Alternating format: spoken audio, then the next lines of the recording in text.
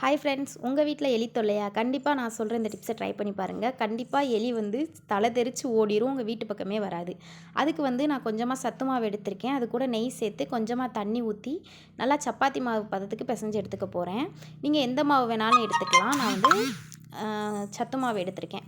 இதை இந்த மாதிரி உருட்டி ஒரு பக்கம் வச்சுட்டு, இதுக்கு முக்கியமான பொருள் என்னென்னு பார்த்தீங்கன்னா, ஒரு பாச்சா உருண்டை எடுத்திருக்கேன். டோலோ மாத்திரை, பாராசிட்டமல் மாத்திரை ஒன்று எடுத்திருக்கேன். ரெண்டையுமே சேர்த்து இடித்து பொடி பண்ணி ஒரு பக்கமாக வச்சுக்கலாம்.